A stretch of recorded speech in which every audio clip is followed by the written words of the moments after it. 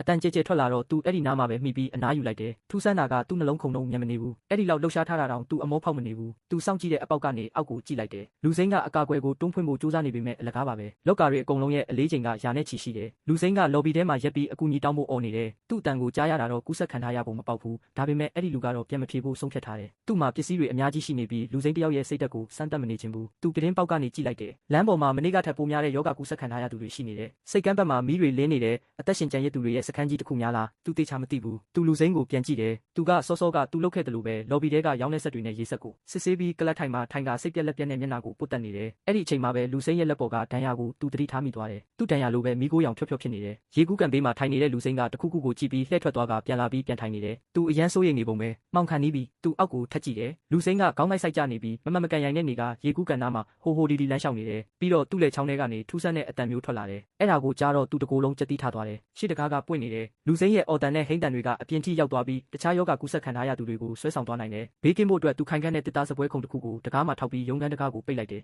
လော်ဘီကအတန်တွေကိုတော့မကြားရတော့ပေမဲ့ကျမ်းပြင်ကတုန်ခါနေတာကိုသူခံစားရတယ်မနက်ကစားထားတဲ့ထမင်းမှုကစပွဲပေါ်မှာရှိနေသေးပေမဲ့အကြာကြီးကလေးကစားခဲ့ရတယ်လို့ခံစားရတယ်မိတွေကတစ်ချိန်မှပြတ်သွားပြီးသူလူစိမ်းရဲ့လက်ပေါ်ကဒဏ်ရာနဲ့သူ့လက်ပေါ်ကဒဏ်ရာတူနေတာကိုတွေးနေမိတယ်သူကလူစိမ်းထက်2ရက်နောက်ကျပြီးဒဏ်ရာရခဲ့တာဖြစ်နိုင်တယ်သူကတင်းပေါက်ကနေကြည့်လိုက်တယ်ယောဂကူးဆက်ခံထားရသူဆယ်ကျော်ကတစ်ဖက်သေးကိုလမ်းလျှောက်နေကြတယ်စောင့်ကြည့်တဲ့အပေါက်စီပြန်သွားကြည့်တော့ယောဂကူးဆက်ခံထားရသူအချို့ပထမထပ်လော်ဘီထဲကိုဝင်လာနေကြပြီးသူစိတ်မကောင်းစွာနဲ့တကားကိုပိတ်လိုက်တယ်မလွဲမသွေဖြစ်လာမယ့်အရာကိုသူသိနေတယ်အခန်းထဲမှာဘာမှမပြောင်းလဲဘူးပြောင်းလဲသွားတာကအပြင်လောကကြီးပဲပြီးတော့သူကိုယ်တိုင်လဲပါတာပေါ့ဇွန်ဘီကက်ဘေးရဲ့စတုထမြောက်နေမှာသူမှန်ကွဲတန်ကြောင့်နိုးလာတယ်သူစောင့်ကြည့်တဲ့အပေါက်ကနေတိတ်တိတ်လေးအောက်ကိုကြည့်တယ်ဝင်းပေါက်ကမှန်တကားတွေအကုန်ကွဲသွားပြီးယောဂကူးဆက်ခံထားရသူအများပြားပထမထပ်လော်ဘီထဲကိုအလူရက်ဝင်လာနေကြတယ်မနေ့ကတော့လော်ဘီထဲမှာဇွန်ဘီအနှဲငယ်ပဲရှိတာတညာတဲ့နဲ့အခုတော့ပြည့်နှက်နေပြီအပြင်ဘက်မှာလဲဇွန်ဘီတွေစိတ်ကမ်းဘက်ကိုဆက်ပြီးလမ်းလျှောက်နေတုံးပဲစပွဲပေါ်ကကော်ဖီကမနေ့ကကော်ဖီပဲသူမတောက်ချင်တော့ဘူးသူ့မှာတလားစာလောက်လောင်းလာတဲ့ပစ္စည်းတွေရှိနေသေးတယ်ဒါပေမဲ့သူ့လက်ချောင်းတွေကိုလှုပ်ကြည့်တော့ဘာမှမခံစားရတော့ဘူးမနေ့ကဒဏ်ရာနေရာကထုံနေတာဒီနေ့တော့လက်တစ်ခုလုံးအာယုံခံစားမှုမရှိတော့ဘူးမနေ့ကလူစိမ်းကမနက်ပိုင်းမှာစကားပြောလို့ရသေးပေမဲ့နေ့လယ်လောက်ကျတော့တဲ့တောင်မရှောင်နိုင်တော့ဘူးသူဘလောက်ကြာတတိရှိနေအောင်မလဲမသိပေမဲ့ဒီအတိုင်းစောင့်နေလို့ဘာမှဖြစ်မလာဘူးသူတခုခုချန်ထားခဲ့ခြင်းနဲ့ဘယ်နေရာကနေမဆိုမြင်ရမယ့်စင်ကြံလန်းနေရန်တခုရှိတယ်ထွက်ပေါက်ဘယ်မှာလဲစားစရာတောက်စရာတွေကိုဘယ်မှာတင်ထားလဲဆိုတာအကုန်ရေးချထားလိုက်တယ်နောက်ဆုံးဝါကြကတော့သူတမင်ရေးထည့်လိုက်တာပါတင့်တန်ရာကိုမနာတော့ဘူးဆိုရင်နောက်ထပ်ပုံးစရာမလိုတော့ဘူးသူကြောပိုးအိတ်ကတိတ်မကြီးတာကြောင့်ရေဘူး3ဘူးစီတုဘူး